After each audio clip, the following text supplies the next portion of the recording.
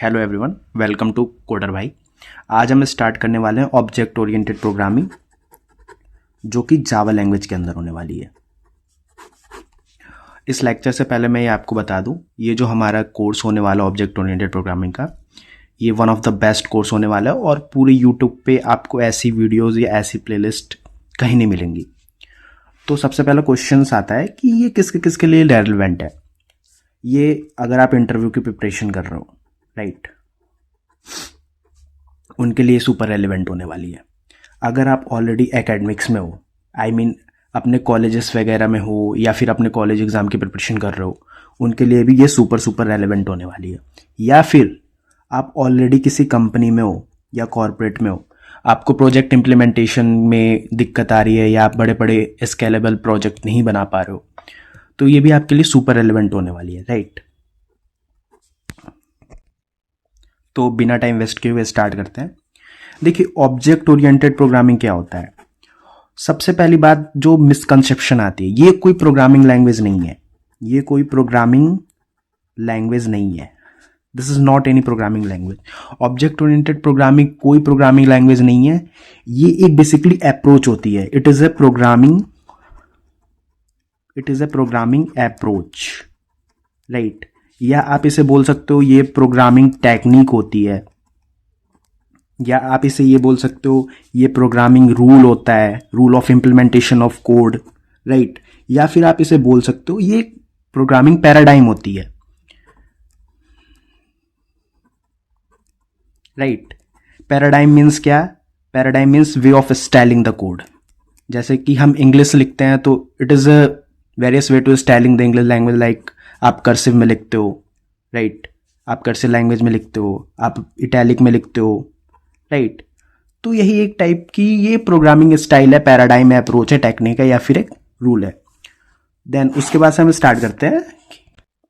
देखिए, हमें तो पता है ना कि हमारी जो कंप्यूटर होती है वो केवल मशीन लैंग्वेज समझती है। आइडर it is a form of 0 and 1, वो बाइट कोड के फॉर्म में समझती है या कोई भी इंफॉर्मेशन अपने अंदर लेती है या फिर उसे इंप्लीमेंट करती है।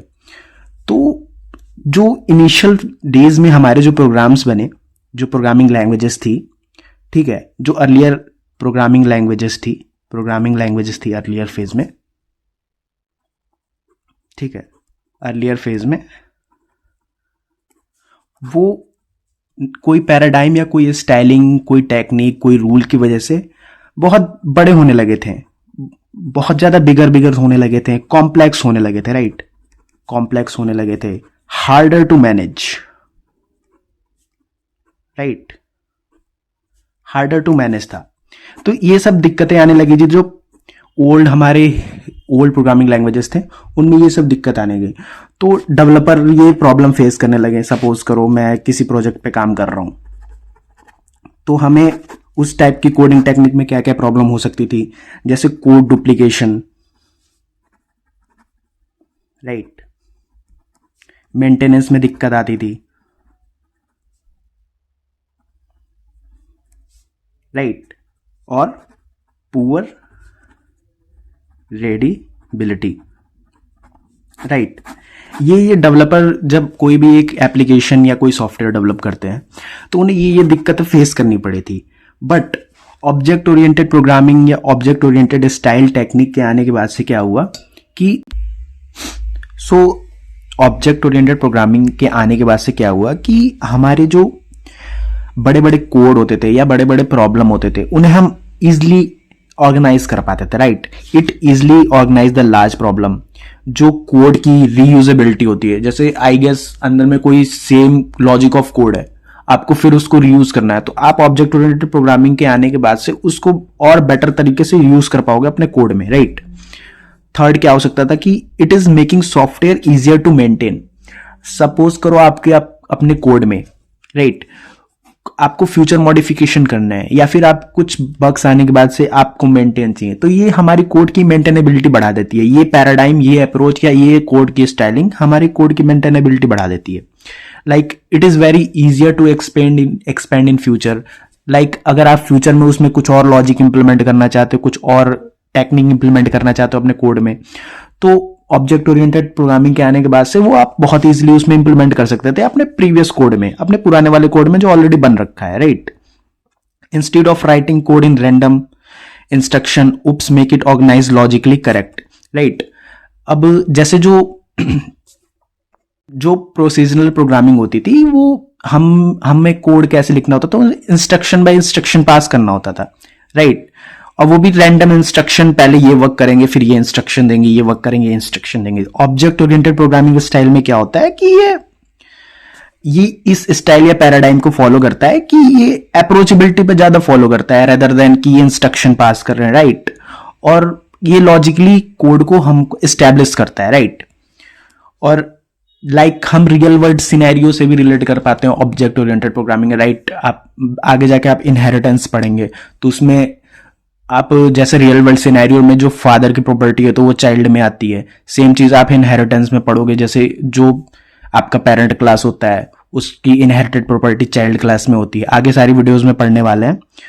और रियल वर्ल्ड सिनेरियो में आपकी रियल वर्ल्ड थिंकिंग में ये बहुत बहुत अच्छे से फिट होती है जो ऑब्जेक्ट ओरिएंटेड प्रोग्रामिंग होती है। आपने देखा होगा बड़े बड़े स्केलेबल आजकल के सॉफ्टवेयर हैं या प्रोजेक्ट हैं जो कि मार्केट में आ रखे हैं, जैसे कि इंस्टाग्राम हो गया, राइट, अमेजोन हो गया, बैंकिंग एप्लीकेशंस हो गई। ये इतने बड़े बड़े सॉफ्टवेयर्स, इतने बड़े बड़े एप्लीकेशन कैसे बन जाते हैं? आपने कभी सोचा है? ये एक प्रोग्रामिंग पैराडाइम अप्रोच को फॉलो करते हैं डिफरेंट सारे डेवलपर, कोई इस मॉड्यूल पे काम करता है, कोई इस मॉड्यूल पे काम करता है। ये सब पॉसिबल हो पाता है ऑब्जेक्ट ओरिएंटेड प्रोग्रामिंग अप्रोच की वजह से, वरना ये इतने बड़े बड़े स्केलेबल या इतने बड़े बड़े multi functioning application without object oriented programming possible नहीं थी, राइट। तो चलिए जान लेते हैं एडवांटेजेस। ऑब्जेक्ट ओरिएंटेड प्रोग्रामिंग के आने की वजह से एडवांटेजेस क्या क्या हुए हैं?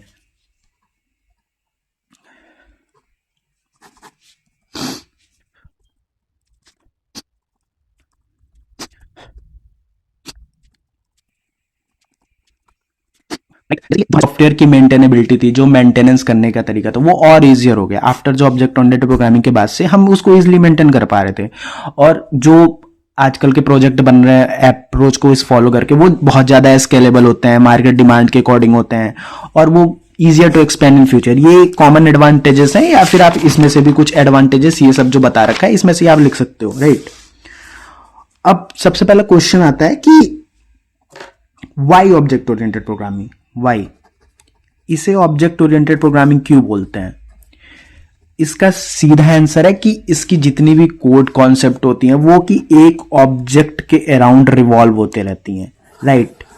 ये सारे कोड कॉन्सेप्ट, सारी कोड मॉड्यूलैरिटी जितने भी आप उसमें कोड करते हो ये एक ऑब्जेक्ट के अराउंड रिवॉल्व करती हैं। ऑब्जेक्ट क्या होता है, क्लासेस क्या होता है, नेक्स्ट वीडियो में आने वाला है, बस आप अभी ये समझ लो। इसे ऑब्जेक्ट ओरिएंटेड प्रोग्रामिंग इसलिए कहते हैं कि इसकी सारी चीजें ऑब्जेक्ट के अराउंड रिवॉल्व करती हैं, राइट।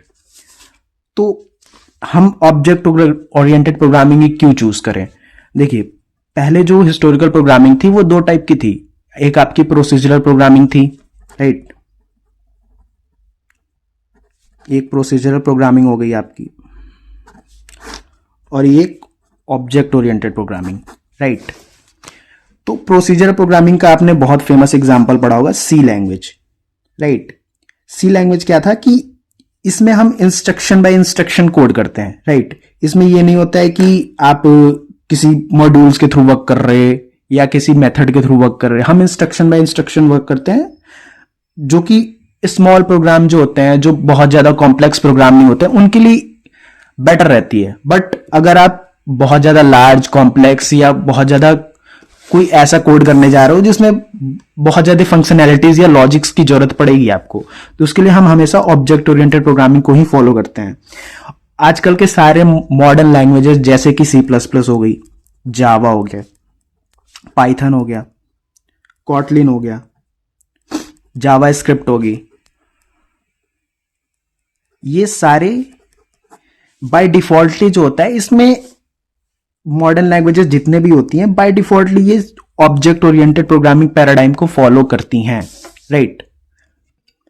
तो सबसे पहला क्वेश्चन आता है, हमने प्रोसीजरल प्रोग्रामिंग को क्यों डिनाई कर दिया? यार अच्छा खासा चल रहा था, हमने कोड भी कर रहा था, हमारी प्रोग्राम भी डेवलप हो रही थी, बट हमने प्रोसीजनल प्रोग्रामिंग को यूज करना क्यों बंद कर दिया, तो उसके रीजंस मैं मेंशन करता हूं।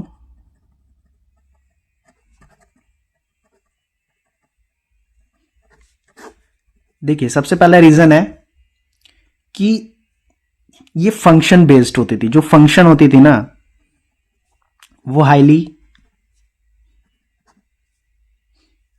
And tightly connected. जो फंक्शन होती थी ना, वो हाईली और टाइटली कनेक्टेड होती थी, राइट। लाइक कोई एक फंक्शन है, सपोज करो आप, कोई एक वो ग्लोबल डेटा शेयर करता है, तो अगर हम उसमें कुछ चेंजेस कर सकते हैं, तो सेम अगर वेरिएबल कोई और फंक्शन यूज कर रहा है तो मे बी उसकी फंक्शनैलिटी ब्रेक हो सकती है। तो ये जो फंक्शंस होते हैं प्रोसीजरल प्रोग्रामिंग में बहुत टाइटली कनेक्टेड होते हैं, राइट। दूसरा क्या हो सकता है कि कोड डुप्लीकेशन चांसेस होते हैं प्रोसीजरल प्रोग्रामिंग में। इसमें क्या होता है कि जैसे जो स्टेप्स डिजाइन होती है, या हम कॉपी पेस्ट सिमिलर कोड कर सकते हैं, बट इसमें डुप्लीकेशन के चांसेस बहुत ज्यादा अराइज हो जाते हैं प्रोसीजरल प्रोग्रामिंग में। इसमें लिखेंगे कोड डुप्लीकेशन चांसेस। तीसरा सबसे बड़ी प्रॉब्लम ये आती है कि अगर आप एक जगह कोई चेंजेस करते हो, राइट, चेंजेस में अफेक्ट मल्टीपल प्लेसेस। सपोज करो आप एक जगह कोई चेंज कर रहे हो कोड में, तो हमारी जो प्रोसीजरल प्रोग्रामिंग में होती है कि हम अपने डेटा में बहुत ज्यादा चांसेस होता है कि हम उसको मल्टीपल प्लेसेस पे चेंज कर सकते हैं। बट आप ऑब्जेक्ट ओरिएंटेड प्रोग्रामिंग में देखोगे कि जो डेटा होती है वो वेल डिफाइंड होती है और उसका एक पर्टिकुलर डोमेन होता है। आप आगे जाके पढ़ोगे, मैं खुद पढ़ाऊंगा, कि उसका एक पर्टिकुलर डोमेन आप फिक्स कर सकते हो, उसको प्रोटेक्टेड रखना है, क्या रखना है, आप वो भी फिक्स करते हो। ये इसमें बहुत ज्यादा चांसेस होता है कि आप गलती ये ना करो। बट प्रोसीजरल प्रोग्रामिंग ये आपकी गलती हो जाएगी कि आपका कोई भी डेटा है, हम दूसरे फंक्शन में जाकर उसको डायरेक्टली एक्सेस कर सकते हैं और मॉडिफाई कर सकते हैं, राइट। We can